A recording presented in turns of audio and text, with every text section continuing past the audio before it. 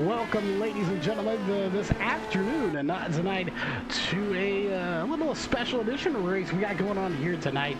Of course, everyone that's tuning in, we want to thank you for being here tonight for the JPWestPhoto iRacing.com IndyCar Series race number 1.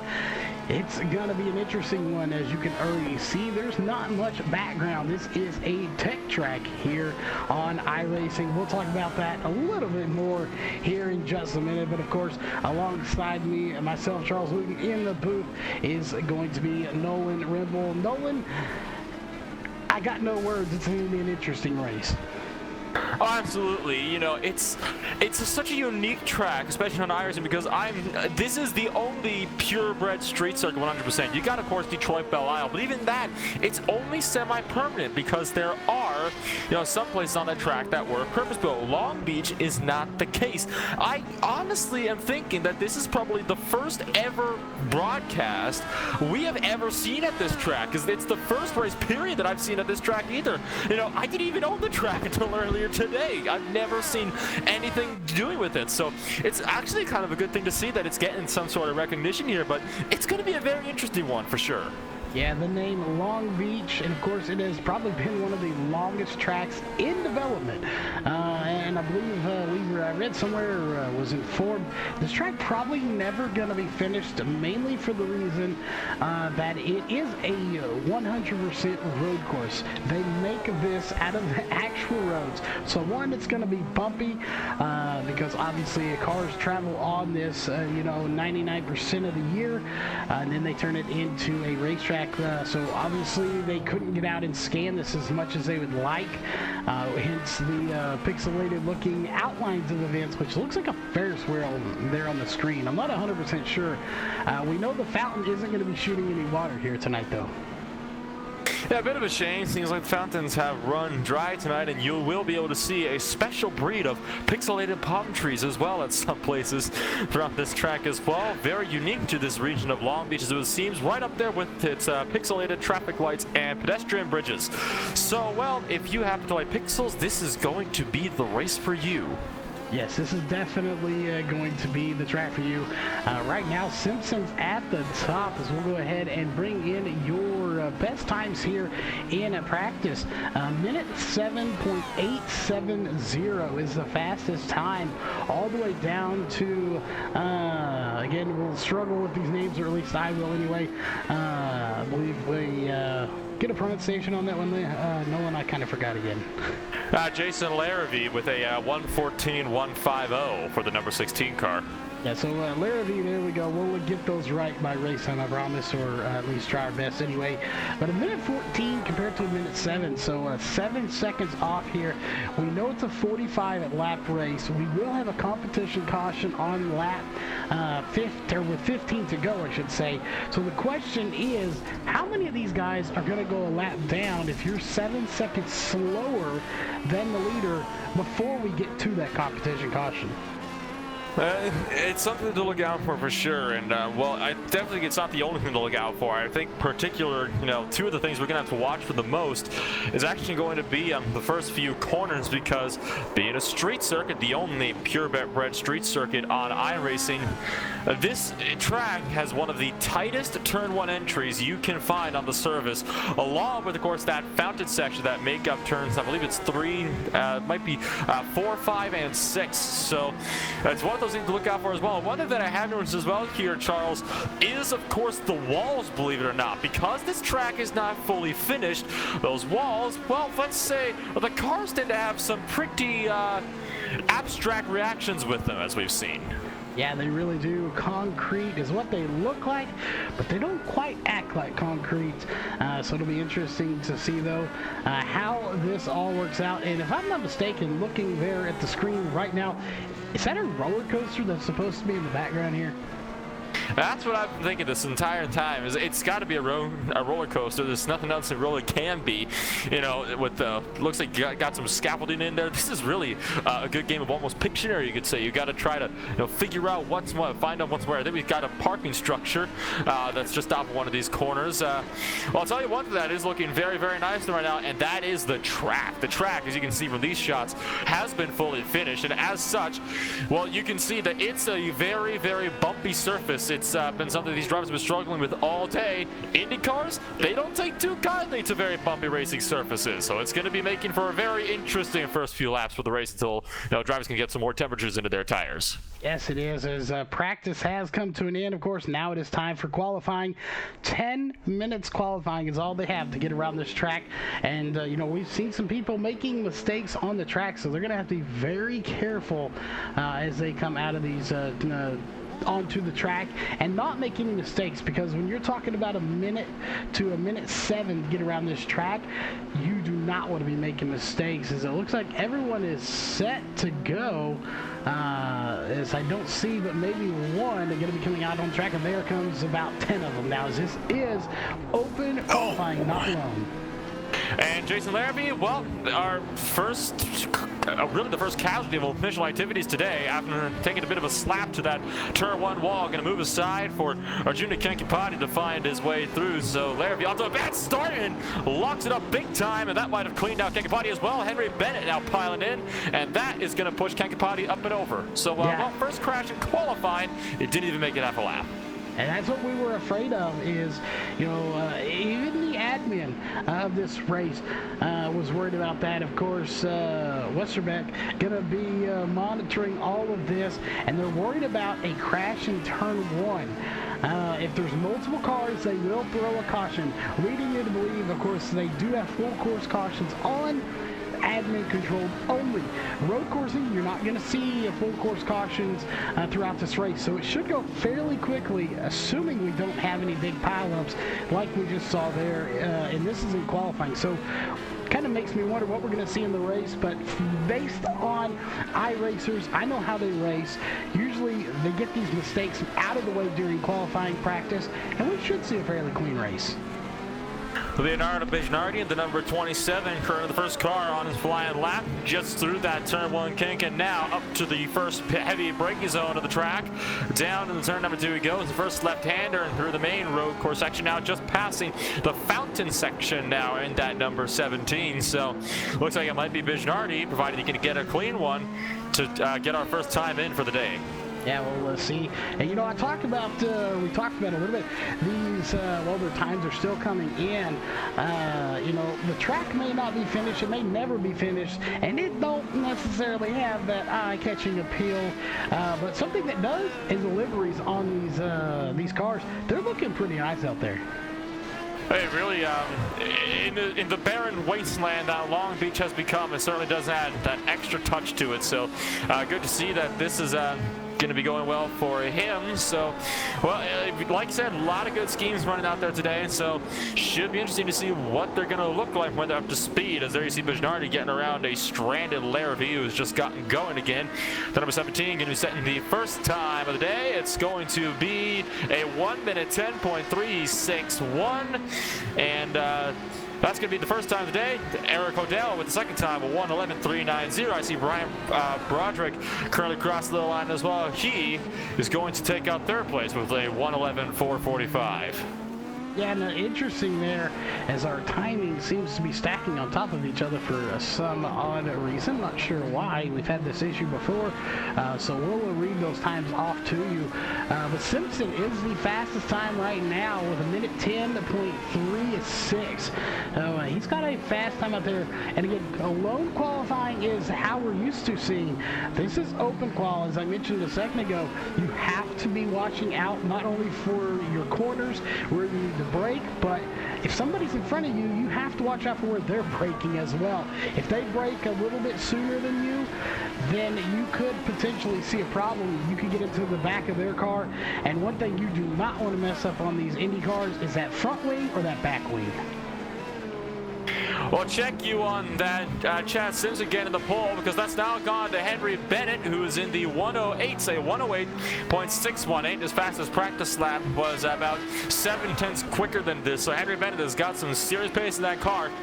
Bennett is a driver who really knows his way around these Indy cars in the IndyCar community. Every single IndyCar race, no matter what league it's in, no matter what host events he's in, if I'm covering it, he just seems to be there. So Henry Bennett, he really knows his way around these cars, so he can definitely be one of those drivers that we can expect to be in some serious contention for a victory today. Yeah, we'll be watching Bennett, see how he does. Sandman, it makes me get a little sleepy there when I say his name. George Sandman in the 06 right now, second fastest with a minute 8.81. Again, we have yet to see times that we saw in practice. We saw minute 7. We have not seen that yet. We're still about a second off of the fastest time set in practice. So I'm going to be interested to see if they're able to do that. If they can get kind of spread out, maybe we'll see that minute 7 again. But with them bunched up like this, just coming out, it may be hard to get those times that we saw. Bennett did go fastest again on the last lap with a 1:08.1, so this time is about a quarter of a second off of his practice lap, and he's still looking to improve.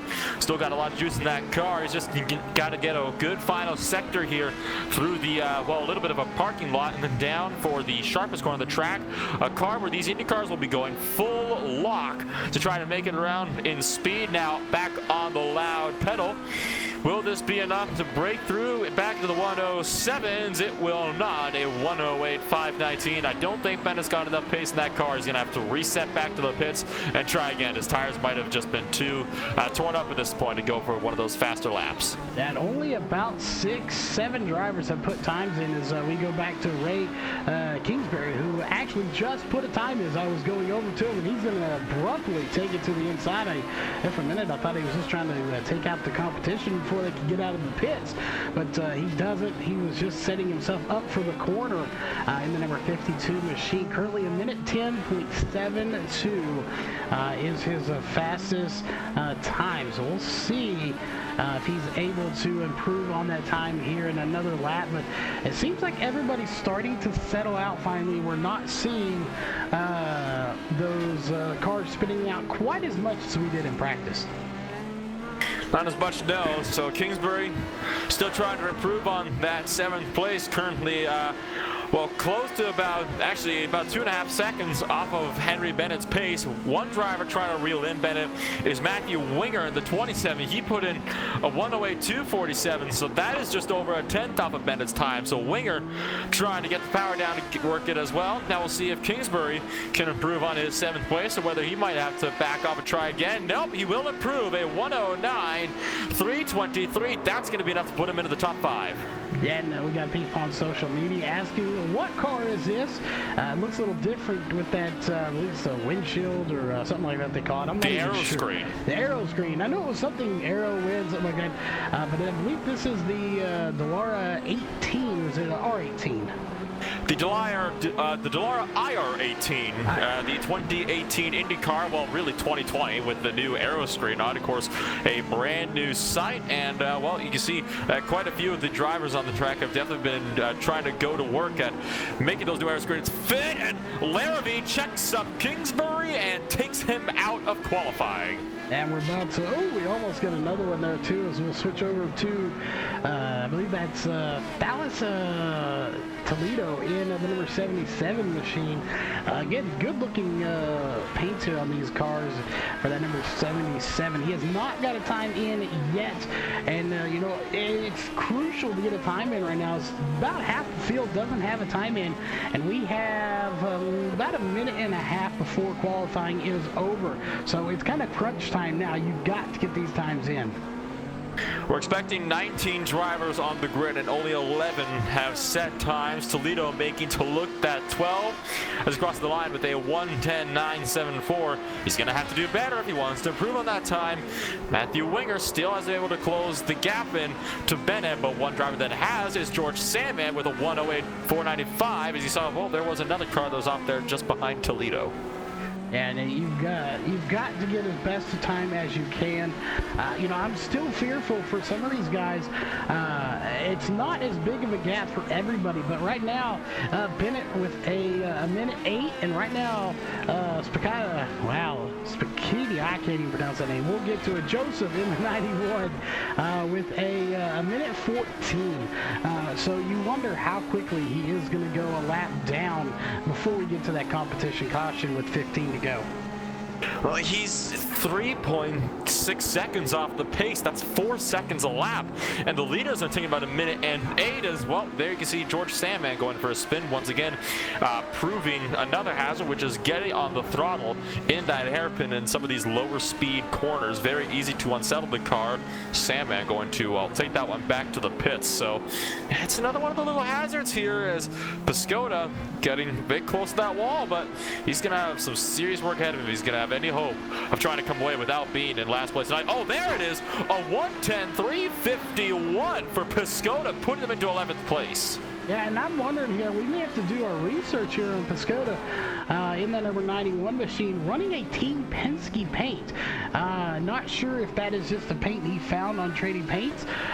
We do know there are potentially some big names here in this series, so it makes you wonder if he potentially is a real-life racer or if he just found that paint job there and is running it here tonight.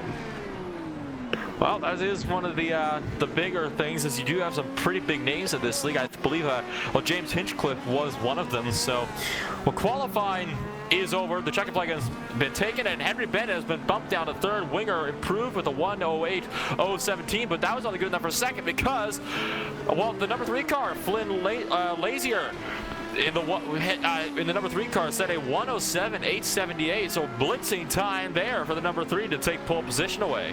And because it is, of course, open qualifying, they will be able to finish the lap. So there's 3 drivers out. This is their last shot, their last hope to get into the top 5, possibly set a pole. Will allow them their time to do so. And now it's going to be Chad Simpson and Ryan Broderick, I believe, is correct pronunciation on that. We'll clarify when we get the chance. Again, we formally apologize for any names we may get wrong. This is the very first time we've covered this series, so we're bound to make some mistakes there on the name pronunciation list, but that is going to do it there. Everybody has officially completed their laps, so of course that means it is time to go racing. 45 laps, competition caution on the 15 to go mark. I expect to see good racing here. What about you, Nolan? I would certainly expect to see some good racing as well. So with that, I think we may as well take it on down to the starting grid. Of course, rolling starts, so we do have a little bit of time to go over that starting grid before they take the green. We do indeed, and there is your starting grid on the screen, and we'll do our best here. Is starting on pole is going to be the 3 of Flynn Lazier. Next to him on the outside in the 27 machine is going to be the 27 of Matthew Winger, I believe is the correct name. One we know for sure, the 007 of Henry Bennett. On his outside is going to be George Sandman. Next row will be Matt Kingsbury in the 21, and we'll get the clarification on that name from Nolan, the number 78 machine. Arjuna Kankipati starting things off in 6th place with Ray Kingsbury down in 7th. Chad Simpson in 8th with Leonardo Bijnardi and Jonathan Goke rounding out the top 10. Joseph Piscotto, I believe, in 11th with Thales Toledo in 12th. Eric Hodel in 13th. Ryan Broderick in 14th, rounding out the drivers that had qualifying laps put in. Brian Carey going to start things off in 15th with Andrew Kinsella set to start things off in 16th. Richard Tam in 17th with Jason Larrabee in 18th place. Still waiting on a few cars to take to the grid here. Yeah, and we remember as we're looking at that 15th spot, Jeremy Westerbeck, I believe he is admitting, so he will not be in this series here tonight. I don't expect to see him racing, but for the first time, this is, I believe, just the second time in my history that I've got to cover these Indy cars.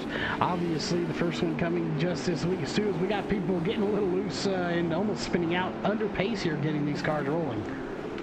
That is one of the casualties, of course, with these Indy cars. They do like to spin under lower speeds. Well, one corner to go before we go racing for what we believe may very well be the first ever broadcasted race at the iRacing Virtual Long Beach Circuit.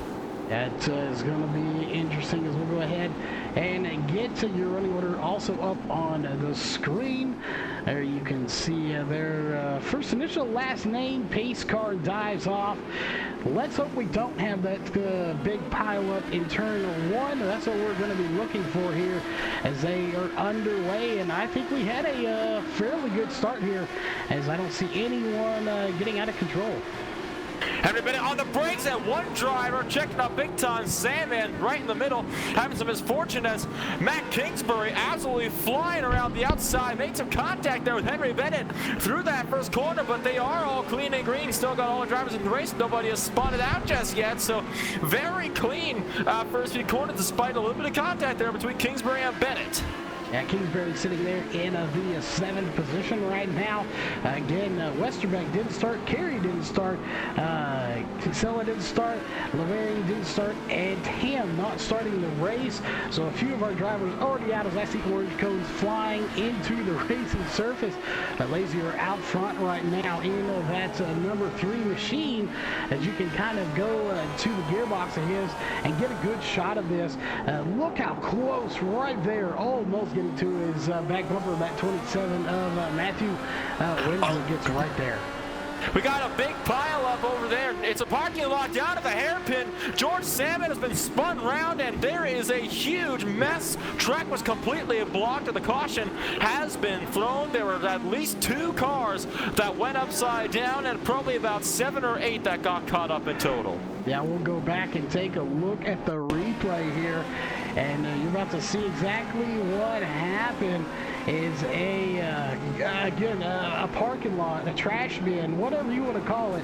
There's the initial contact, and everybody else just kind of piling in. You know, it's that one particular corner of this track where, quite frankly, you don't know what you're coming up on, and that's a product of that right there.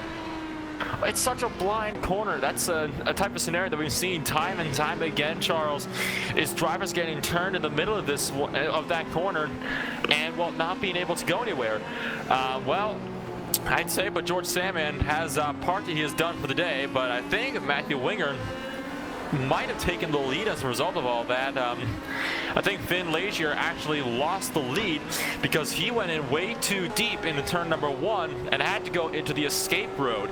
So unfortunately there for the number 3 machine, he's lost out on quite a few spots as a result. So that will allow Winger up into second place, Kingsbury up to second, with Henry Bennett going to be taking things off in third to round off the podium positions for now. Yeah, and you see riding on board here with Flynn Lazier as he's trying to catch up to the pace car. As obviously we both know, unlike ovals, it's not as easy to catch up to the pace car. You really have to almost be at half race pace just to catch the pace car, especially depending on where you're at on the track, as now they seem to all be catching the pace car. So Matthew Winger going to be right behind it, and again, it's odd to see here we have that Porsche pace car. The iRacing official Porsche 911 GT3 pace car looking just as nice as ever out there in front of the field.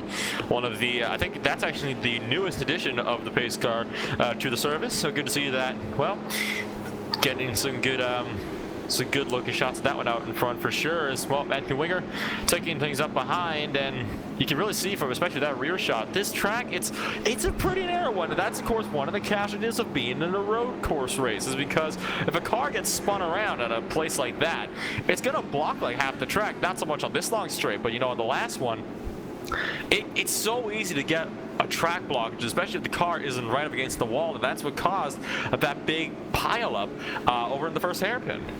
Yeah, it really is. It's a narrow again, and we say narrow. You have to keep in mind, this is not an actual racetrack. This is, well, if there were buildings on the outside of this track, it is actually, typically a highway. And you've seen driving down the road. You've seen the big rigs, the 18-wheelers. They barely fit in a lane. There's not much room on the side. You can barely walk beside them if someone was standing there just sitting still.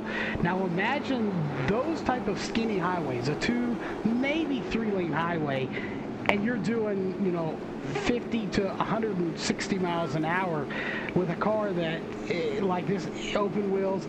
It's treacherous. It is very dangerous to be doing. So the fact that they got their first pile up 3 laps into the race, I'm pretty impressed.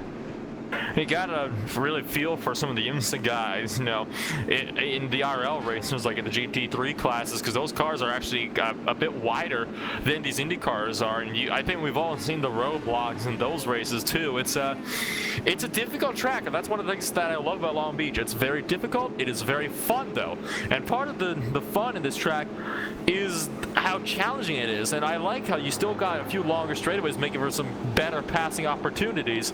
Lights are still on the pace car, so we are going to take one more lap around here.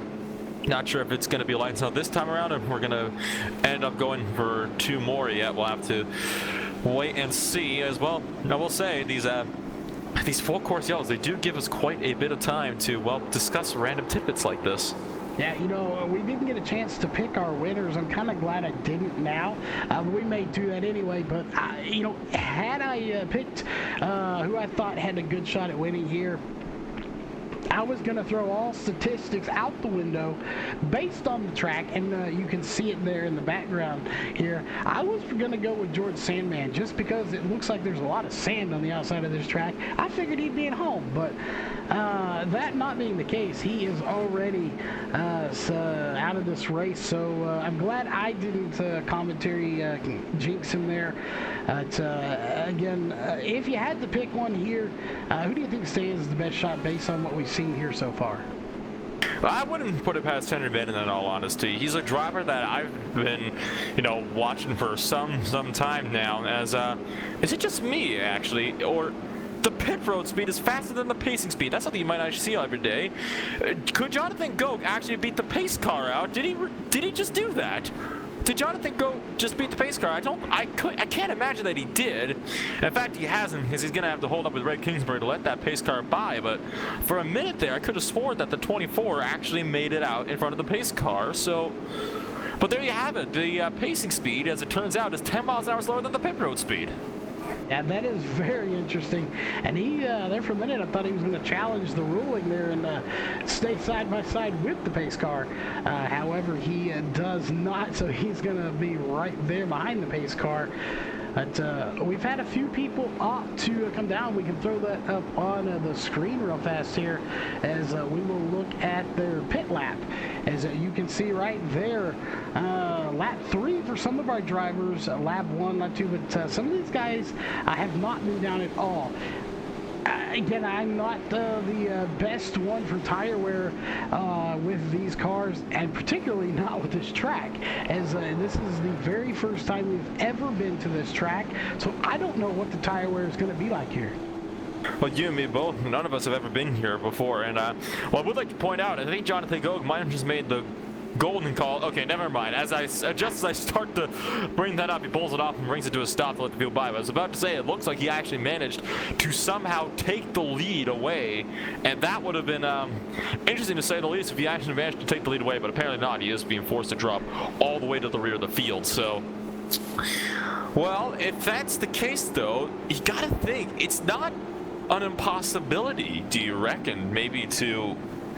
I'm trying to think about how that would work, if you wanted to pick up some free positions under caution, go down pit lane, don't stop at the box, and then just come out in front of the pace car.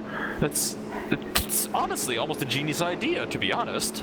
It definitely is. I believe I'm not certain. I would have to look at the rules, and I don't know if iRacing enforces all the rules, but I believe there used to be a penalty in NASCAR. Again, I could be totally wrong, and I'm not sure about IndyCar, where you would get penalized. If nothing happened, you didn't miss your box, if you just drove straight through pit lane and did not pit, I think there used to be a penalty for that. Again, I would have to do my some more research on that. I think it was. But if there's not a penalty, that could net you some positions if pit road speed limit is actually faster than the pace speed limit. Yes, you could pick up some positions that way. It's interesting because I've never actually, seen any track on the surface where the pace speed has been slower than the pit road speed. It's almost unheard of to me. Yeah, and it does seem weird that these cars are only doing 35 miles an hour. I figured we'd be doing about 55. At least 45, but I would think 55 pacing around this track. These cars do not look natural doing 35 miles an hour around this track. It just doesn't seem right. Well, they are about to get back up to speed, as they weren't doing 35. They're doing actually about 28 was the pace speed. So now we are about to see them getting right back up the way it needs to be. And Matthew Winger is ready to go. And you tell Kingsbury behind him is as well. He was right on the gearbox. Now it's in the hands of Winger, who jumps the gun, and we are once again off and green flag racing here at Long Beach. Henry Bennett under threat from Kankapati, and Kankapati looking for the inside of turn 2, going to be up the inside of the 007 down into turn 1. He's through. Yeah, Kankapati trying to do it. He makes the pass, and we'll see they are really punching them up here, and they're trading positions back towards the pack, and somebody's turned around the backwards, and that is going to be Vignardi, that is turned around backwards and missing half of his wing as well. So a major there. We can take a look at the replay here and see exactly what happened, but half your wing missing is not going to be ideal here.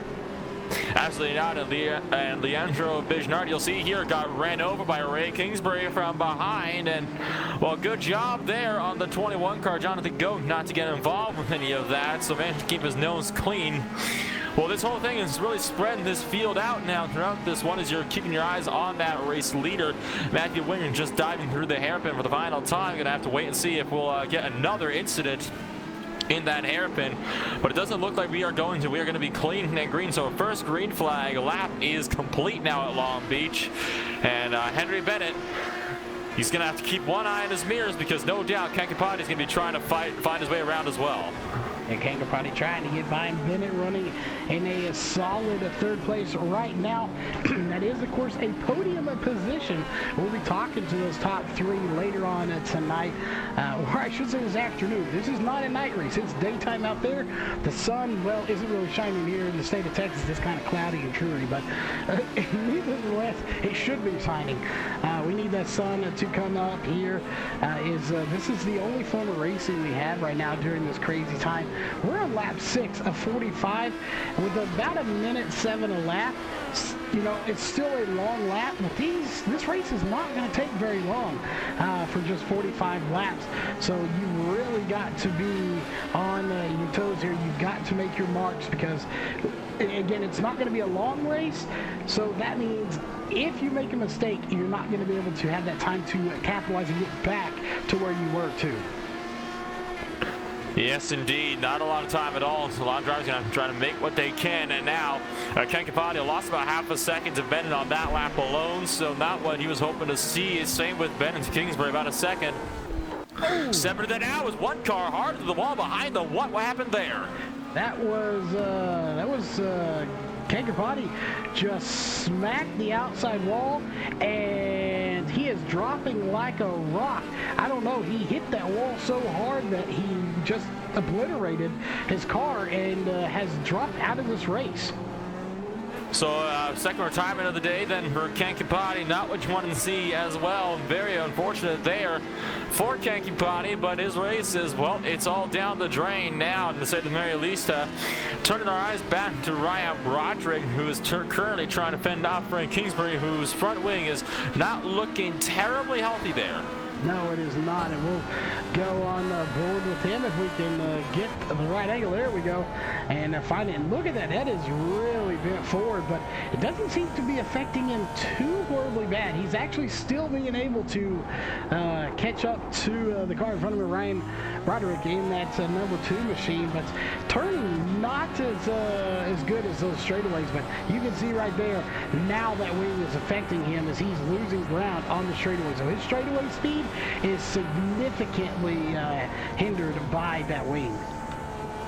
He's all over that gearbox of Broderick. Broderick's going to have to start playing defensive here in some of these tight sections of the racetrack. And Kingsbury going to look to the left. Can he try around the outside? That's going to be tight, though.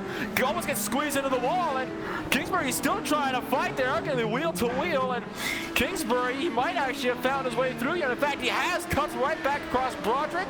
Can Broderick try to dive bomb it underneath him? He cannot. Now Broderick under a threat from Piscotto right behind. Yeah, Piscotto trying to get by Broderick. Again, you're watching the battle for 7th, 8th, and 9th. Oh, that wing doesn't help him. He goes around. That is going to be Kingsbury that goes around. But as I was saying, you're watching the battle for a top 10 position. You're not even watching the battle for the front, as that's actually heating up as well between Kingsbury and Bennett. Kingsbury and Bennett going at it. Bennett trying to look around the outside. He's going to look to the inside now in turn 1. Dives it off into the corner, wheel to wheel in the turn 1. And Kingsbury able to hold on around the outside of 1 down to the fountain section. And Bennett still able to try to cling to the back of that slipstream and going to have to try to reel his way back up and find another way through again. Yeah, and you know, I was watching this battle for seconds as somebody spun out. I'm not sure who that was. I think that was it was Kingsbury, our second place driver, that spun out on the track right as we went to watch that battle. But, you know, I'm watching how these guys are being able to whip these cars around and do what they want with them too. I had a hard time getting this car out of the pits. I don't know how they handle these cars at the fast pace they're doing as they're moving them as quickly as they do. Battle for 8th place is back on. Piscotto all over the back now of Ryan Broderick and trying to find a way through. Piscotto is a lot better than Broderick is in the center of the corners. And to answer your question, well, it's a tough track. It's a tough car, as both drivers showing. If Broderick gets that back end stepped out a little bit here, Piscotto, he's going to have to get a good drive off of the hairpin here. Trying to get that run, and there it is. Broderick running wide of the hairpin. That almost gave Piscotto the run that he needed, but he wasn't quite able to get there. Don't know if he's going to have the momentum he's going to need to reel him in by the time they get to turn 2, but this could be decided here in the first half of lap number 10. Once again on the binders for turn number 1, and Piscotto not brave enough to look up the inside from that far back. Now, as you look back to Broderick there, we'll look from the rear view of his car and see how it is. And you can see the heat coming off those exhaust pipes there when he gets on the gas pedal right there. And look how close he is. That is an awesome shot from the back view of Ryan Broderick, that number 2 machine with the PPG snap-on as he goes to the inside. Once again, this battle is getting intense here for that right now just 7th position. And he's hitting. Piscotto just hit the back end of Ryan Broderick. Got checked up with this in the corner. Now Piscotto going to be up inside. And will Broderick try to fight back? He might try to look for an over-under, but it looks like Piscotto will have to needs to find his way through. And in fact, that move has been completed. So unless Broderick can really make something off of this hairpin, it looks like, 7th place might belong to Joseph Piscotto, but now Broderick will be the one with the slipstream, and he is coming up in a hurry, doing all sorts of defensive, and Piscotto, that was a pretty nasty block there from that number 91. That it was. Meanwhile, while these guys are battling, we'll stay with them. But Kingsbury in the pits. He has made a pit stop here. I was not under the impression, I did not know for sure if we were going to have pit stops or not. But we will actually jump over there real quick as he is out, there he is in the pits. And I don't see any damage, so that may have been an actual stop. I know he did spin, so they may have a fast repair. Again, we apologize for not knowing this. We didn't get all the information. This is our first race, but he had spun out earlier and had damage, so it looks like they do have at least one fast repair. Well, you got to remember as well, it doesn't take a whole lot to replace the front wing on these cars. Remember, it only takes about another 4 to 5 seconds on a pit stop to change out a front nose cone, so they might have just done that as well if they didn't have a fast repair. So it seems like, well, he has decided to get back into the car and keep the foot down. The battle for second, I want to turn our attention to that because that's about to pick up here in just a little bit here. Finn Lazier has been trying to reel in Henry Bennett. They've been pretty even on lap times. Lazier was a 108.382 the last time by Bennett with a 108.334. So these are two drivers that have been pretty even in terms of their lap times, but overall, looks like Lazier has been closing. He definitely has been closing in, and right now, looking at the interval between each driver, right now there's nobody that is within a second of each other. So the battles aren't super close, but they are getting closer each lap. As right there, you see Lazier get in to the wall. Just a little bit of damage appeared and disappeared, but he does have a little bit of wing damage, and that has been pretty much all the damage we have seen. Is that front wing. We really haven't seen any, major pile-ups or wrecks other than that one. Those guys got that repaired. They're back in the race. But right now, Matthew Winiger, he's pretty much dominated this race since he took the lead, as he's on lap number 12 right now, and about a little over right at halfway complete of lap number 12. Halfway complete of lap number, well, looks like it might be lap number 13. So, well, Winger, like you said, he's been doing a fantastic job all day, getting that back end a little bit stepped out there for the number 27. But, Winger has been doing a fantastic job. He's been holding that position ever since he took it in that opening lap. So, Winger, he's been doing a fantastic job, and right now, with Bennett 4.5 seconds behind and dropping, there really is not a whole lot to keep him from There really isn't a whole lot to keep him from taking that win. He did get a bit close to that wall, though, the last time he came through. And you are correct on that lap. Now they're on a lap 14. They've completed 13 laps. Apparently my napkin math is not very good. As we are 13 down, working on lap 14. And, I just want to point out this here is we're watching right now with Flynn Lazier, as I can't apparently talk either, how they go into that first corner there. They come and they literally cut into the pit lane road. So it's interesting, if somebody's coming out of pit road, that's where I saw earlier, I thought he was just trying to take out the competition was what it looked like. But that is not the case. That is how they, they arc for this corner. They go wide out and they actually enter the pit lane a little bit. They enter the pit exit lane for sure, so that's going to be one of the I don't think this race is going to go long enough that we're going to have scheduled green flag pit stops, but that's definitely one of the casualties of racing at a track like this if you are a driver coming out of the pits. And I believe, actually, there was an incident with actually Joseph Newgarden back in 2014 that had a similar situation with that, and it was unfortunate for Newgarden because he came out right in front of a group of lead lap cars back in 2014, and well, he ended up getting taken out along with about 6 or 7 other cars as well. So the pit exit is certainly a tricky one, especially when you got lead lap cars trying to stick to their own racing line. Yeah, and right now we see one of those in. That is Jonathan Goke, and he is definitely in there for damage repair. These cars are a modern marvel. As you see instantly, he switches the wing out there. We don't get to see the crew doing that, but the crew replacing that front wing, and again, as you talked about, it is very quick to do that. Just 4 to 5 more seconds on a pit stop, as we'll get back to second place battle. But I took the liberty of watching how they do that, and in real life it really is very quickly. There's like 2 or 3 basically little holes there you get with kind of like Allen wrench screws in there. They turn them, pops it off, put it in, and turn it, and that's all there is to it. That wing is super easy to replace, and as we go back to the battle for 7th, again, it's really easy to replace that. Certainly is, and Ray Kingsbury clearly not need to replace his front wing just yet because he finally caught Ryan Broderick again, and as he saw, just completed the pass. And now Kingsbury going to run a bit wide, actually locks up a little bit there. That's not what he needed at all, so Broderick might be able to get a good drive down the corner to stick with that slipstream. If he can stay with him, he might be able to make another move down in the turn number 1. It certainly wouldn't be the first time we've seen Broderick being able to try to make a move like that, and now it's going to be down in the hands of Kingsbury to try to get that good drive to the corner, another little puff of smoke as a little bit more of a lockup, and it doesn't look like Broderick might have actually been in the wrong gear because he wasn't able to get nearly as good of a jump as he would have thought out of the hairpin. Certainly not as good of a jump that Kingsbury did. So, well, it looks like Ray Kingsbury is going to have 7th place for now. Yeah, he has it now as we're on board with Broderick. And again, looking here, if you look at the suspension on this car, especially on the left side of the screen, you can see how much it's moving up and down. Typically, you know, you might not see that on an actual racing surface. As you brought up earlier, how bumpy this track is.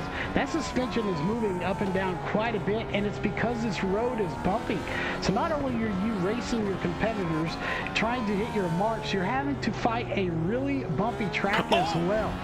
Huge crash over turn number 1. Henry Bennett has thrown in the way, clipped the tire wall, and he flipped up and over at least 3 or 4 times into the catch fencing. So the battle for second has just come to a terrifying end with Henry Bennett taking a very wild ride over there in turn number 1. We'll take a quick look here, see if we can catch what happened on the replay camera. And you're about to see it coming up. Hey, there he hits it, goes into it, and just barrel rolls it into fence to fence. And that is exactly what happened. And unfortunately, his night has come to an end. Very unfortunate there for Henry Bennett. He was looking so good. He was going to be my pick to win. So, well, I guess you could say curse the commentator. And, well, it was a self-inflicted incident, too. You know, Bennett just drove into that corner way too deep, carried too much speed. There was no way he was going to be able to make that one work. As we got another car around. Matt Kingsbury has, he hasn't gone up terribly, but he did have a pretty severe lockup and ended up having to throw the car in reverse for a brief moment as well for the number 21. Yeah, these guys, you know, I wouldn't even say they're getting a little aggressive or a little rough out there. It's just, you know, those little mistakes that you make, and you wonder how much maybe this bumpy track has played into it too. You know, if you hit a bump just wrong, I'm sure it's happened to you. I know it's happened to me. You hit that bump a little bit, and it kind of raises the front wheels up a little bit. And when those front wheels just slightly get off the ground, you have no steering. Absolutely. It's really a challenging thing, and I think Detroit is a good track to mention for that as well. With the bumps being so severe, you got to make sure that when the car is planted, road courses like this, they are very much downforce tracks. You need to try to tune your car to get as much downforce as you can. That car needs to be planted through those bumps, and you're not going to make a whole lot of ground. Piscotha has taken a spin as well. He lost it on his own, looped it around to the 91 car. And, well, that was as a result of the bumps on the racetrack. Yeah, it's, again, we talked about this being an issue with how bumpy it was. It's playing a big factor. You have the 77 that is out of the race, as well as the 007 now out. The 48 is out as well, but a good battle going on for 4th position right now. Piscotha just losing 4th place to Ray Kingsbury, so Kingsbury has put himself up into the top 5, and that was a move that was made after he got a much better drive off the corner. Now the question will be, can Piscotha try to get the drop on him down in turn number 1? He's going to have a pretty big slipstream in this run at turn number 1, but I don't know if he's going to be nearly close enough because Piscotha didn't get as good of a drive off as Kingsbury did. That's the thing, is that 52 machine, even with severe front wing damage, he's somehow getting the much better drive off of that hairpin corner than anybody else on the track is right now. So Piscotha was able to do absolutely nothing about that one.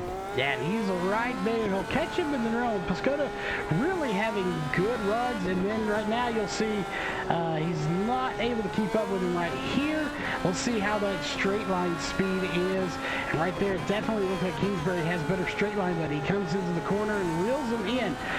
So definitely 2 different, you know, lines, I guess you'd call it, as it looks like Kingsbury's better in the corners, Piscotha better in the straightaway. So it's totally different the way these guys are getting around this track. Well, the thing is that a track like Long Beach, straight line speed isn't going to do a whole lot for you. Got to be good in the corners, and that's going to be one of the crucial things is, of course, your cornering speed. If you don't have a good cornering speed, you're not going to be able to make a whole lot of the straights, because there isn't enough straightaways at a track like, I don't know, say Monza, compared to this one. There isn't enough straightaway to be able to really set your car properly as well. There goes one cone that just had some sort of issue on this track, and give us just a second. We're going to take that sponsor logo off the screen, and we're going to bring up your track map as you were talking about, you know, the speed versus the corners. With that track map on the screen, you can see where the drivers are as well. So this is their position. We'll switch that over. Let's switch that to the car number so you know where they're at. But you have maybe right there at the very last corner, that little hairpin, and you got some straightaway speed there, but that is about time to really get into the gas. You really need to have a car that will turn really good here. Exactly. You don't have the kind of if you want to tune your car for straight line speed, you better make sure that you can pull out all the stops on that pit straight, because you're just not going to be able to do it otherwise. There's just no way that you can possibly make that one work. And well, now we're seeing, you know, the lead lap traffic starting to get around some of your cars that are a lap or more down. At this time, we've only got 6 drivers on the lead lap at this point. Matt Kingsbury, the driver that Winger just put down on the last lap, and now Ryan Broderick is going to be the car that he's got in his sights next. And Broderick trying to hang on. A minute 4 down is what he is. So he has got to pick up the pace or hope for that caution as we're on lap number 22 again. Remember, we will have a competition caution with 15 laps to go, which will be coming up here roughly, I believe, in about like 13-ish laps, 10 laps, something like that. Yeah, probably about 8 laps thereabouts, because 15 to go. That would be on lap number 30 or 31 that caution would come out. The leaders currently are rounding lap number 22, so about 8 laps to go. Once Winger gets through it, your leaders just hit the wall. All by him lonesome, and that is going to hurt him. He doesn't have a bent wing. His wing's gone, and so is he. He just pulls it into the pits, Alt F4, and he is done. He's parking it in the pits. We'll see if he makes it back out. Well, that's shocking to say the least. So Flynn Lazier, your pole sitter who encountered some of that early bad luck in the race, but he's back up to the lead now. Winger just handed that one to him on a silver platter. He was right by the pits there, and I wonder if he missed the entry, and that's why he had to tow it back, because the pit entrance was right there. It was not worth it to stop it and tow it. You may as well have just parked it just gone into the pits. Normally you would have lost a lot less time. Yeah, it's funny, as your leader, again, Winger, no wing, goes to the pits the hard way after hard contact to the wall, you know. And it goes to show you just how hard these cars really are to handle, especially on a track like this. You know, to lose your wing, he just said, no, I'm out and I'm going straight to the pits. I'm not even going to try to drive this thing in. So it makes you wonder, as we can try, let's go on board with him, with our new leader, and see just how hard it is. Look how much he's turning that wheel to get around some of these corners. That was the tightest corner there around the hairpin. You're almost a full lock, so, and it's a lot faster than it looks like as well. The TV cameras just don't do it justice here. We're going to see here on this onboard shot just how fast he dives in for turn number 1. Look at the speed, even in just first gear, how much speed he carries in through these other sections of the racetrack. It's a difficult track with a very, very difficult car to drive. You got to remember as well, these cars don't have power steering. If this is a Formula 1 car, they would have power steering, which would make turning a lot easier. These Indy cars don't have that, and if you're using a wheel that's got force feedback on it, it'll reflect that. Yeah, it really will. And, you know, I want to talk about, look as we see his gears here, once we get into a little bit of a straight, how fast, you know they're using automatic. He's not shifting, his both hands are on the wheel. Look at this, 5th gear, we'll see, look how quickly it goes down to 1. It's, you know, just like, it ain't even 5, 4, 3, it's like 5, 1. It goes instantly down. These machines are so powerful, but yet they can get down to first gear so quick. Oh, absolutely. It's it really is just one of those things that you really just got to be so careful with it. And Well, Winger is back on course now, and just by the leaders, he's the first car one lap down. So at this point, there's nobody on the track that's within 4 seconds of each other on the course right now. So I think at this point, it may as well be a time trial run for a lot of these drivers. Yeah, it really is. They're all spread out. Not a lot going on. I believe it's Queerly is. We haven't talked about him a lot. He is in the pits. He's been there for 10.5 minutes. So, unfortunately, Liam not having the run he wants. And, you know, you talk about some of these guys. Not only that, we only have 8 drivers that are even on the track right now out of the 19 that we expected to start. And 19 drivers expected to start. Only 16 actually made the grid, and only 8 of them are on the track right now, and only 5 of those are on the lead lap. And well, it's definitely going to be only 3 at some point, which, you know, not unheard of for a road course race. You know, I've seen time and time again in endurance events where the class leader has lapped everybody in the field, but certainly not like this. Battle is on for 6th, right behind. As you can see, Ryan Broderick trying to fend off Matthew Winger right behind him. That is the only battle for position on track right now. Yeah, it really is. So we'll hang with them for a minute as we check in with social media. Got lots of people tuning in here tonight, so we thank everybody for tuning in here. As it has just been an interesting race, an interesting track to start with. But overall, you know, minus the half-built track that probably will never be finished, the track looks good, these cars look good, and they're putting on a good show when they do get together. They're kind of spread out, but when they're side by side, man, it's been some really good racing. Well, that's just the nature of a street circuit. They have to get close to each other, because if they don't get close to each other, they're going to be a little too close to a wall. So it's one of those things where you just got to be so careful, and the lines are so fine. As we can see, Matthew Winger currently on a charge. He's already pulled out well over a second over Broderick in just half a lap, and we are continuing to get closer and closer to that expected competition caution. About 5 laps thereabouts at the most before that takes place. Actually checked me on that. We're expecting 4 to 5 laps at this point. Yeah, and you see we're riding on board with Winger here, who again was your race leader, so we know he's fast. He got that new wing attached, and he is on the move. And look how quickly they're getting through this course. Again, I struggled getting out of the pits in this car. These guys are taking this road course, you know, upwards of, we're looking at speed. Let's pull in that dashboard for us. 130 miles an hour, 140. Taking this at 75 miles an hour around that corner. I probably couldn't do that at 20.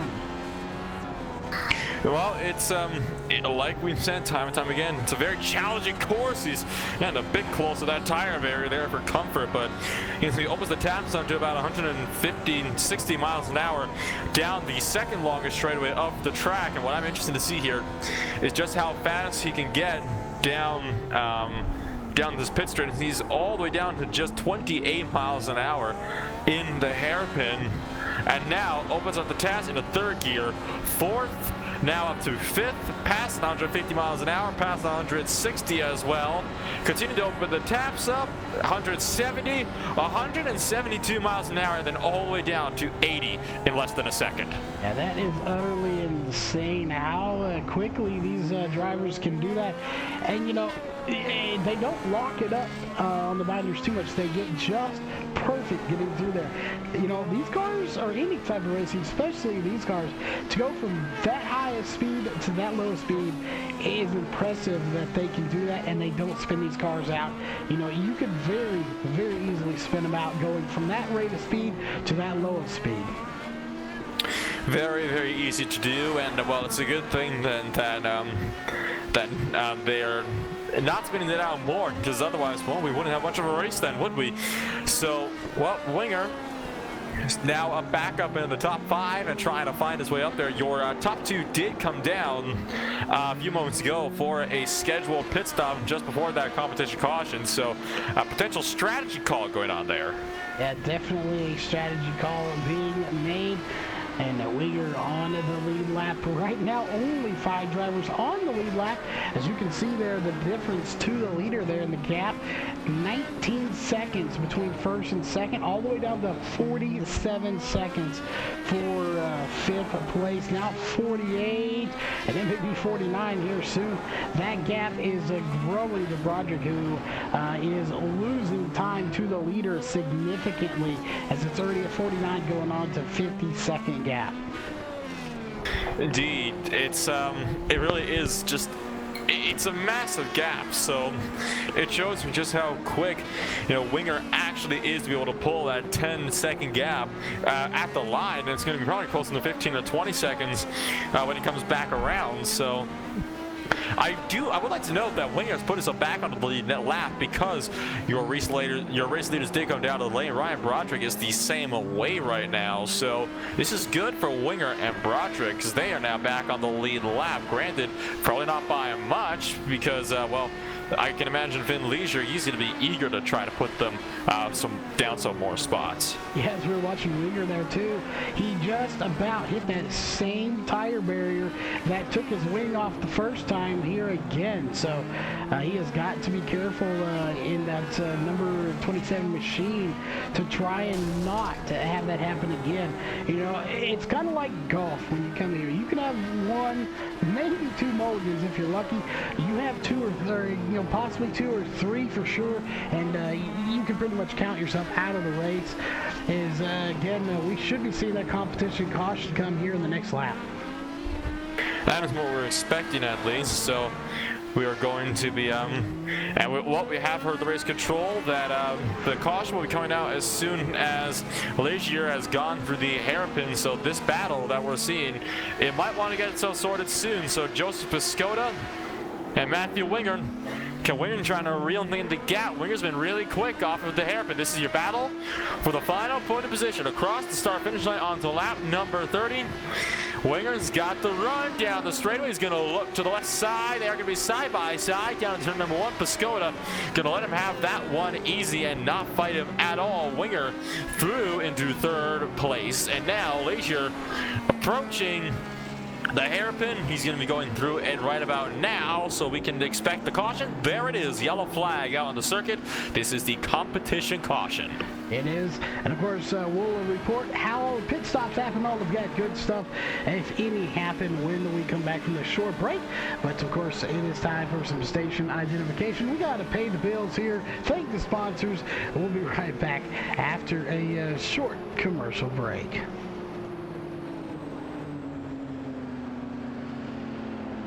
We're based out of West Monroe, Louisiana. We do custom t-shirts, racing. We'll do any shirt. We'll do schools, churches, fundraisers. We do a ton of event shirts, as you can see on our board here, all around our banner. Personalized, we'll do anything. It doesn't matter to us. We got the custom rugs. We use all the, top quality shirts, inks and everything, hoodies, hats. We do embroidered hats, embroidered shirts. Just you can call us for anything. We do offer the bag and fold, to where you can receive them and they're already labeled and tagged and bagged, ready to give out to your customers and stuff. So you just call us and just tell us, hey, this is what we're looking at doing, and if we're going to put the car on there, it is 125 quantity minimum. If it's without the car, it's 60 quantity minimum. That's strictly on the racing stuff. If it's a business or something, if you race on Texas shirts, it's a little bit differently. You can call us. It just depends on your quantity and ink colors. Everything is hand drawn. Everything. We don't Photoshop anything onto a shirt or anything like that. Everything that we go through, everything is drawn, and which is the reason for the art fees. We do have several graphic artists that draw for us, and they're really good. So what we do is on any package that you do, we can mix and match. We can do any colors. You can do purple, red, blue, green, and do the rest black. It doesn't matter to us. With your design on there, we can do hoodies. We can do hoodies, long sleeve shirts, t-shirts, tank tops.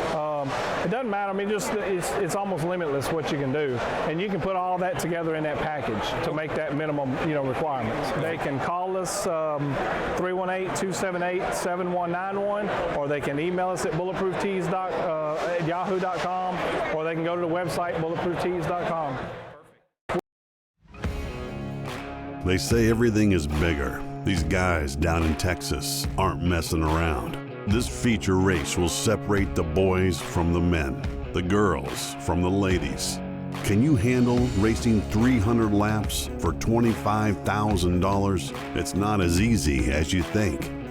We don't stop to tow those too weak. We just push them out of the way. We don't run 20 laps. We run 300 each night. We don't care about what you and your boys have under the hood. Bring all you got. Don't be scared. Call my Cowboy Jack today to get signed up. It all goes down on October 2nd and 3rd in Mesquite, Texas, just outside of Dallas. Kenny Wallace is coming back this year to try again. You don't have excuses. Go to LoneStar600.com now.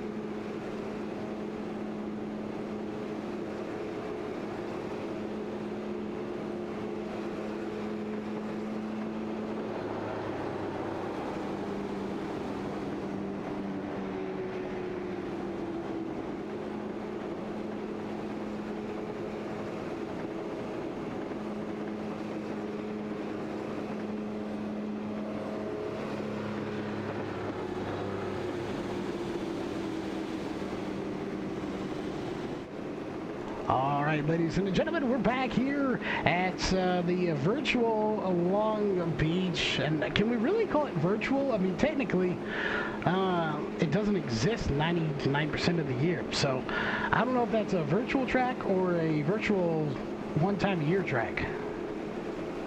Well, I know that we did find out that there's another league that does run this. Well, they have run about 5 times previously, so I think that's enough to classify it as an official virtual track. A couple drivers did pit here, though. Ryan Broderick, Joseph Piscotto, and Henry Bennett among them. They're starting at the back of the field, so that promotes Chad Simpson and Matthew Winger up into second and third as we get set once again to take the green for these final 13 laps of racing. Yeah, one thing about this long tracks like this is the pace laps take forever. To quote the line from the Sandlot, but no pun intended here with all the sand around us, but they don't take up as many laps either. Instead of 5, we only have 2. Green flags out, and we are racing once again. And you know, we're checking in on social media all the time. And to the question, oh, is this league recruiting? I'm not sure of that. This is our first time covering it. If you look up on the iRacing circuit, of course, the name of the league is JPWestPhoto, iRacing.com IndyCar Series. We are here with race number 1. You can definitely find out if they are recruiting or not. And again, green flag is back underway, so we'll get that gap back up on the screen. Only 6 drivers on the lead lap right now, out of the 7 that are on track. And the battle is on for 5th right now. Piscotto trying the outside, trying to come back to the inside of Ryan Broderick. Broderick had a little bit of contact with Thales Toledo. And now, well, Broderick's certainly not going to fight Piscotto too hard. Piscotto making that one look easy up into the top 5. But there was some contact with Toledo down to the first corner. Nobody got spun around, but it got awfully close. As now, we can probably at this point start to look further up to your battle for 3rd place, because Matthew Winger, he's still trying to reel in that gap to Chad Simpson. Was a 10th faster last lap by. Yeah, he was definitely a little bit faster. We'll see if he can capitalize on this. You know, while we're watching this battle to see if it progresses anymore, this is kind of a random thought I wanted to bring up here. You know, I was scouring through the World Wide Web earlier, well, yesterday technically, and saw a particular game I used to play. We won't mention it because I don't get made fun of for it, but it now, after this long, has ray tracing involved. What do you think iRacing would look like here if we had ray tracing on these cars? I can't say, you know, it would look certainly interesting, but we're gonna have to, who knows, maybe someday in the future we'll have to wait and see just how this one will go. Matthew Winger, you had seen trying to make a move around Simpson, but wasn't able to make that work, almost glanced off the tire barriers, which would have certainly ended his race, but well, with Flynn Lazier continuing to pull away, this battle for 2nd is certainly looking to pick on up. As look at how close Winger gets to the gearbox there of Simpson. Winger's going to have that slipstream down this pit straightaway. Cross the start-finish line, 11 laps to go. Winger, you'll be able to close the gap in a little bit. Won't be enough, though, to make that move work. Yeah, Winger tried, and you saw when he came right to a bumper, he hit like a little bump in the track, and that kind of bumped and shot the car off to the side, and that cost him a lot of time. But man, Winger is quick. You know, if he hadn't had those troubles earlier, I think he'd still be in the lead dominating this race. Meanwhile, he's dominating 3rd position. And, you know, I really think he could be our leader right now, giving Lazier a run for his money here. But he just can't seem to get by Chad Simpson right now, as Simpson may not be faster, but he's doing a real good job of holding him up. Yeah, Winger is having some troubles trying to find his way through, and that's, again, part of the difficulty of road course racing. It's very difficult to pass on a track like this. With cars that go this fast, you're almost not going fast enough to be able to properly get a slipstream, so you got to try to capitalize on different runs throughout the corners. As Winger, getting pretty darn close to that wall. I don't think he's going to be close enough to make a dive into turn number 1. He's going to be able to, again, pull him in with that slipstream of Chad Simpson, but it is not going to be anywhere near close enough to actually be able to try to make anything work. Yeah, it's just not enough to make it work. And again, this is the battle on track right now, as they're separated by 2/10. Everybody else at least over a second separating them on track. So again, the best battle on track. And, well, it was just ended in an instant. Simpson got all sorts of sideways off the corner, and Matthew Winger managed to just barely duck through around the outside of the corner, probably not more than a couple feet away from driving through Simpson's car. And not what Simpson wanted to see. He's going to have to settle for a third at the moment. You know, I want to keep an eye on the battle for the lead. And I say battle very loosely, barely hanging on to it. 5 seconds right now is looks like Winger going to hit that outside wall again. And now that wing is damaged just as he gets back to second place. Justin's got back to second place. Unfortunate for him, was not able to, make anything work. And again, it's really one of those cases where it's just so difficult to make something work. You just can't push the car too hard, especially in that final sector. The track's just so tight there. You got to make sure that you respect the car and that the car respects you. He pushed a bit too hard, so it shot him up into the wall. It's not what he wanted to see as you ride on board with him here at the moment. And see, he still it seems to be handling fairly well for the most part. There you can see that wing is really been up, and oh, he almost hits a tire barrier again. I think Winger is definitely pushing his luck. You can tell he's pushing very hard, trying to reel in that gap up to first place. So Flynn Lazier, I don't know if he'll be able to have a better run, though. We're going to see what their lap times are at the line, and that will really tell, who's doing better right now. It was a 1:08 flat that time for Lazier, and Winger, a 1:08.3. So he's dropping back by about a quarter second a lap here. As we'll pull up your last 5 laps, and you can see right there. And actually, look at lap 35, 107.772. That was his best lap of this race. He just ran it here on lap number 38. So Lazier, your pole sitter, still has that lead. Well, I think he's set to keep it for now. But Winger's just got to try to make sure that he doesn't make any more mistakes, and so he can at least keep second place. Yeah, and there you see the difference between Winger and Simpson in second and third. And right now, Winger is a little bit quicker than Simpson. We'll keep an eye on that to see if it changes. I really want to know that first and second, though, to see if we'll see this coming behind on lap number 38. Now that Winger is back up to speed after his incident, as we'll see here momentarily, right there, lap 38. And what is it going to be for Winger? Is he going to be able to do it? And no, he's 0.3 slower on that lap. So that damage on that wing starting to hinder him quite a bit. Battles on for 5th place on the track right now. Joseph Piscota currently trying to have a run with Henry Bennett just ahead. Sorry, excuse me, that's a battle for 4th place. And in fact, I am all sorts of wrong because it completely slipped my mind that Henry Bennett, well, he's a lap down. So that's completely slipped my mind here. Definitely an interesting one. As we like to refer to, still a battle, but not a battle for position, just a battle for real estate on this tiny little skinny track. Yep, so, well, at this point, Piscotty's just trying to keep Bennett behind him. Bennett, I think, is, potentially doing a little bit of fuel saving here right behind Piscotty. Certainly doesn't need to be pushing it very hard at all. It's a track where, Bennett probably would be able to get around Piscotty with ease, knowing how good in these cars Bennett can be. But, he doesn't need to push right now. He's the only car at this point on the track that isn't on the lead lap. He knows he's not going to be able to really get anything. So at this point, what might just be the best move is just let this one play out for you and just, maybe hope to see that maybe those cars ahead of you make a mistake and put themselves out of the race just a few laps to go and pick up those extra spots. Yeah, again, it's such an interesting race here to see how it's all going. As we have currently, will have 5 laps to go when Lazier gets to the line. As right there, you see we're on lap 40 or 45. It has actually gone very quickly. We've been live here for about an hour and a half, and of course, 10 minutes of that was pre-roll. And of course, 10 minutes was for practice. So we've only been actually racing for about an hour. So it's gone by very quickly here.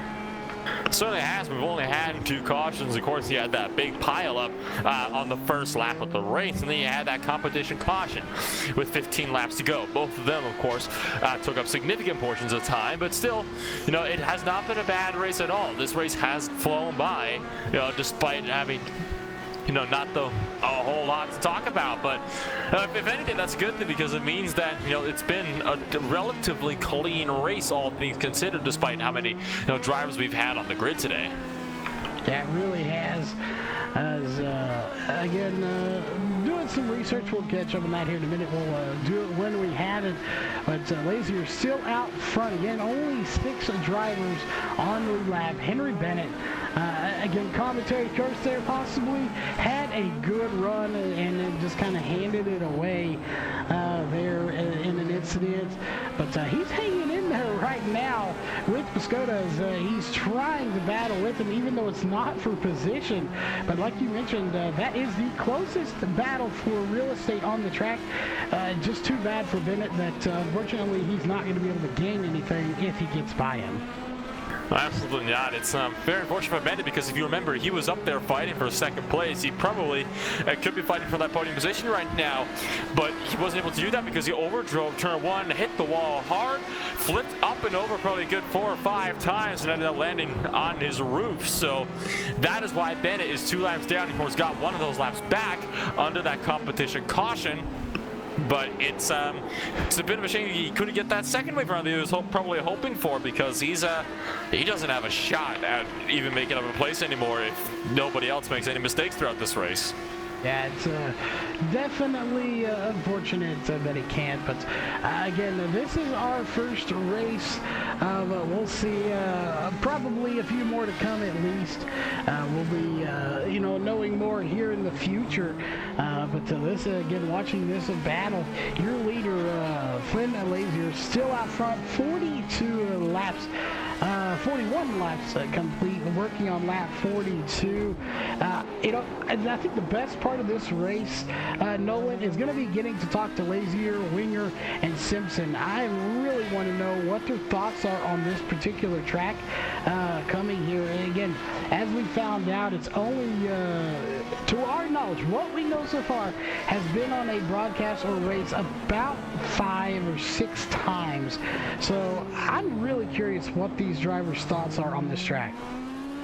But you got to remember, with that number, 5 or 6 times per broadcast, it sounds like a lot, but you got to remember that's over about the past 10, 11 years that racing has been around. You got to remember as well that you got tracks like, I don't know, Imola, Interlagos, Monza. They have been on the broadcasts dozens, hundreds, some tracks potentially thousands of different times across, a lot of even the smaller companies. So, only 5 or 6 times. It's a shockingly low number for a track. So it's not a surprise, of course. Granted, it is a tech track, but it is still good that every once in a while you get the odd race that does come to a place like this. Yeah, it really is. And, if you are on the iRacing circuits, you can definitely go check it out. It's $5. It's a cheap track. It has produced some fairly good racing. And, of course, that being said, if you're not on the iRacing circuit, Nolan, how can they get into it? Indeed. So definitely looking to get in Ironson. It's such a fantastic program. The community is growing, every day, especially recently. You can definitely pop it over there. It doesn't take a lot to go over and check it out. Just go over to iRacing.com and, well, you get yourself a 1 month, a 6 month, year, or 2 year subscription over there. 40% off, I believe, for all new members. Well, if you're looking to get into it and you're hoping to get a bit of a discount because it's the first time, you happen to be in luck. Yeah, definitely some good deals going on right now.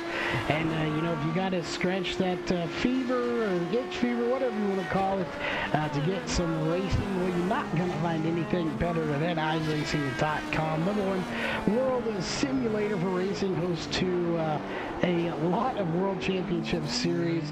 And, if you're looking for something just to watch, we've got some pretty big names over here on LSR TV. You can watch as well. You got IndyCar races, and the white flag is out for Lazier. We also have United States Modified Touring Series coming up tomorrow, or USMTS for short. We have ASCS Sprint Car action here on the channel. And, of course, check out Lucas Oil.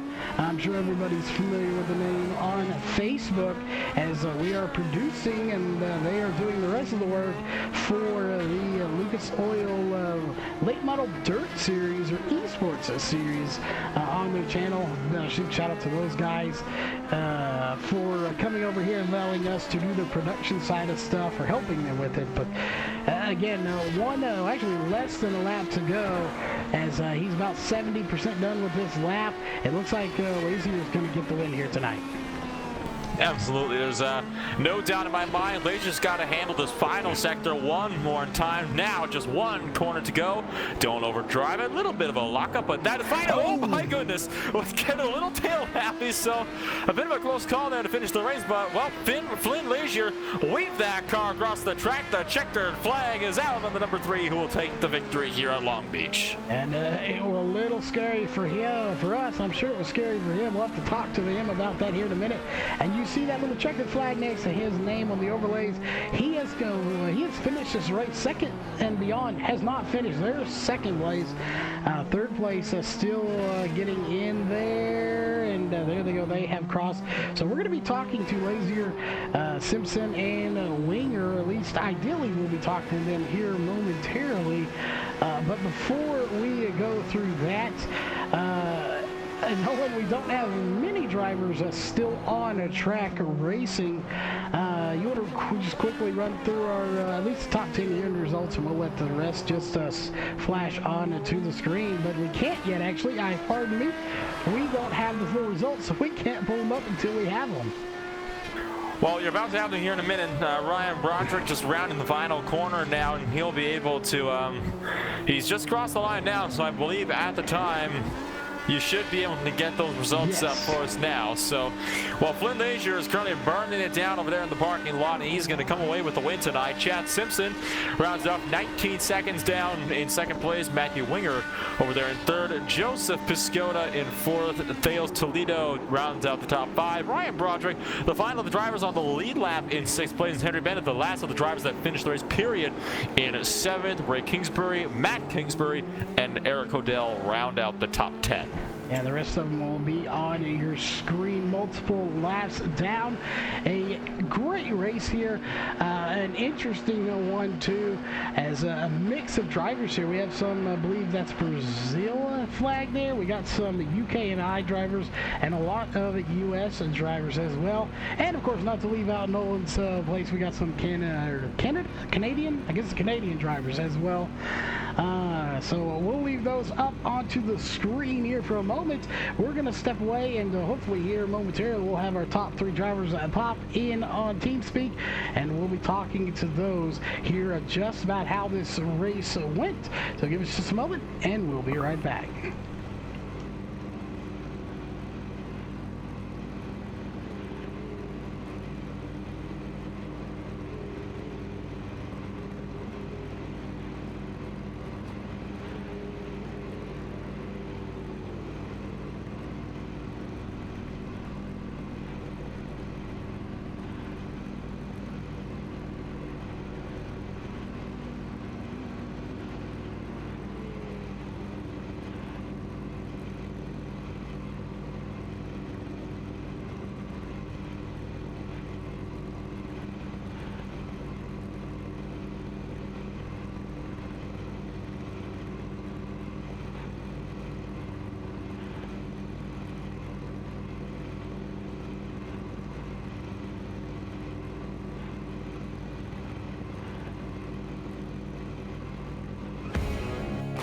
They say everything is bigger. These guys down in Texas aren't messing around.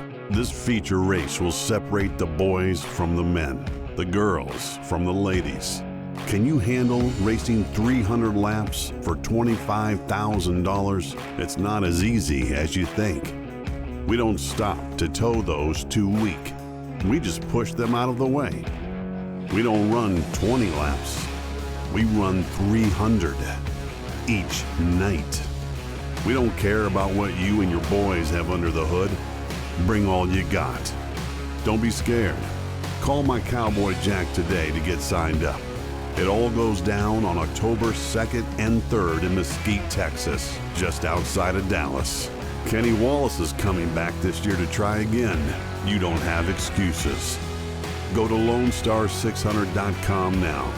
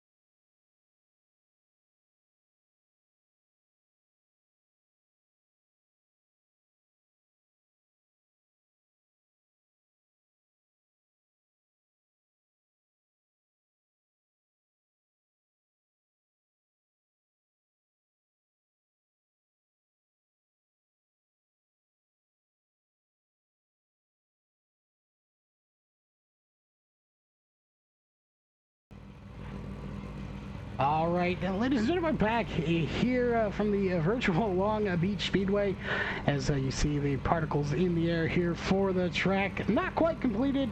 Maybe someday it will be.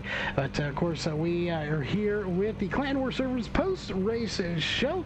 Clan War Service, the official communication partner of LSR and CV. And we have our top three with us. Top two able to at least be talked to right now. So we'll start with second place, Chad Simpson, and the number 42 machine. You walk away with a second place finish. Before we get to all of the technical racing questions we have for you here, first thoughts, what do you think of Long Beach? It's not quite complete, but it made for some good racing out there. It doesn't have to be complete. I love this track, and it's one of my favorite road courses, even though I'm terrible at road courses. So I don't know. It doesn't need to be complete. It would be beautiful if it was, but I'm fine racing it as it is. Oh, definitely. We came into tonight, and we're going to throw this in there anyway. We had really thought about seeing maybe we could reach out and see if we could get Pixels, the movie, to sponsor it.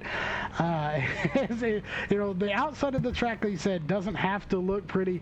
It would help if it did just for aesthetic, but man, the track had some good racing.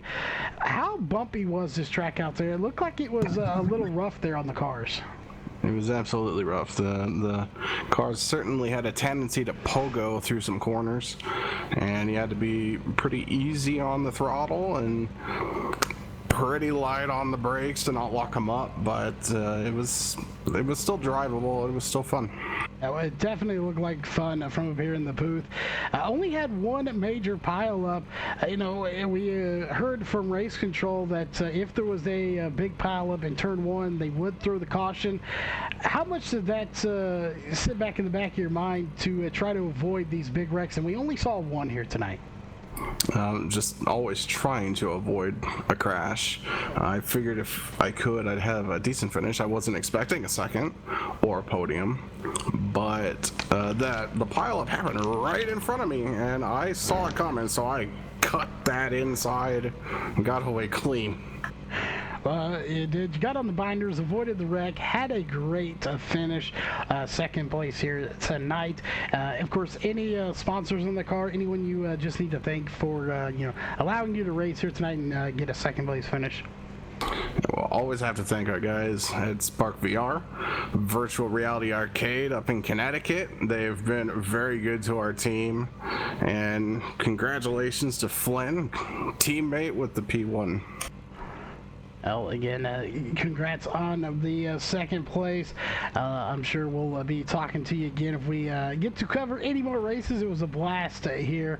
And, of course, that brings us to our third place, who we see is available now. That is Matthew Winger. Matthew, you finish in third place, one spot below where you started.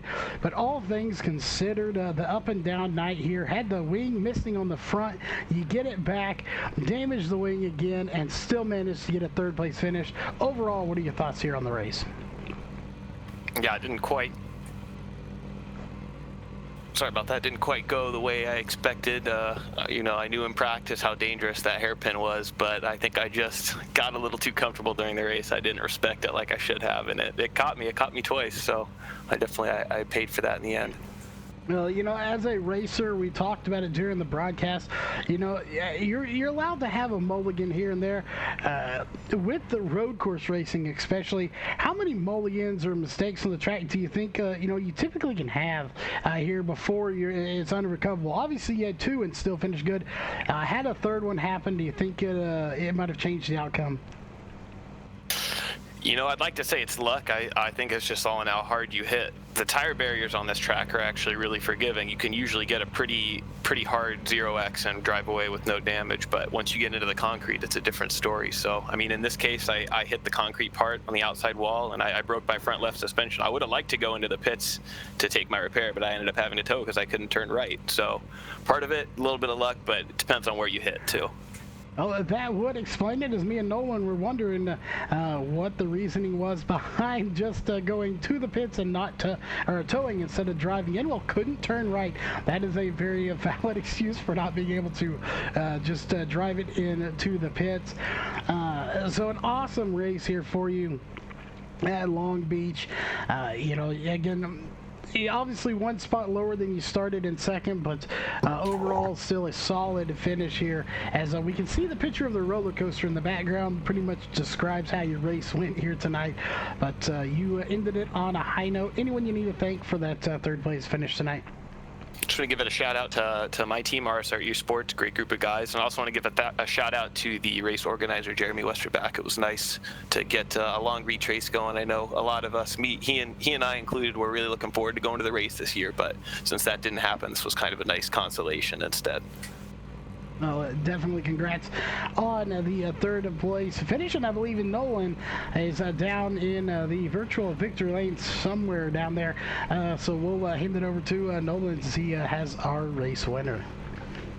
I do indeed. Standing by with Mr. Flynn Lazier. And forgive me, Flynn, if I've been pronounced that wrong the entire race. Well, a nice, comfortable win for you today by a solid 19 seconds, despite a little bit of a scare out of the final corner there on the last lap. Yeah, it was a fun race overall, so thank you guys for hosting it. Got big things for Spark VR guys, Last Lap Motorsports, making the simulator stuff fun.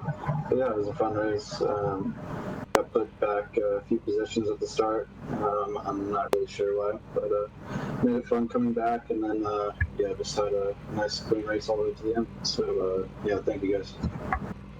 Well, you definitely were looking to make you were making it look very, very easy out there. Like you said, or like we said, in just 15 laps, you managed to pull away about a 20-second gap. That's well over a second lap that you're pulling away from.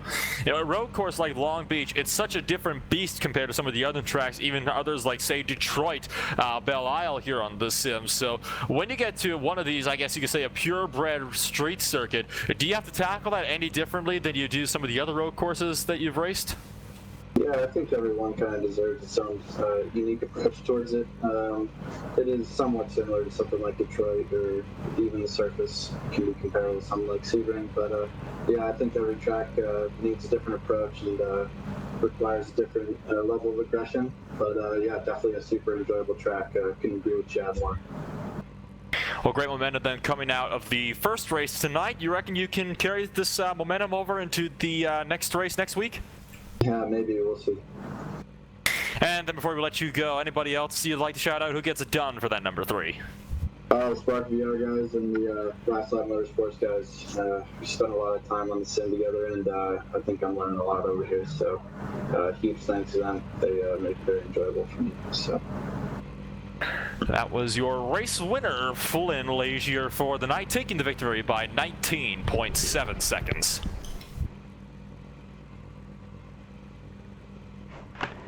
Well, overall, let me get the cough there a little bit, sorry. Overall, a great race here, Nolan. It has been good.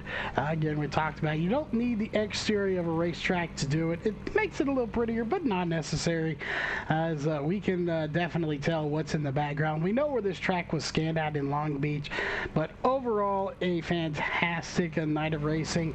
They got spread out, but at the same time, when they weren't spread out, whether it was for position or just for real estate on the track, there was some really good battles, some ups and downs for drivers. It was a good night of racing. Any final thoughts before we sign off and call it a night? Well, certainly the most unique race I've ever done in my career. So, we'll have to see. I don't know when the next race I'll do at Long Beach is. Might not get another one, but if I do, well, let's hope it's as interesting as this one's been. Well, it definitely has been interesting, and first time here for me as well. We'll see if we have another one in the future. So that being said, I think it's time to sign off. On behalf of myself, Nolan, JPWestPhoto, the guy putting all of this on, all the drivers here racing with us tonight, and all the crew that make all of this possible for LSR TV and the league. We hope you have a safe and and a great rest of your afternoon. We'll go grab something to eat. It's probably about dinner time for a lot of people, and we will see you later on tonight with the WSDCA midget race at 10 p.m. Central Time.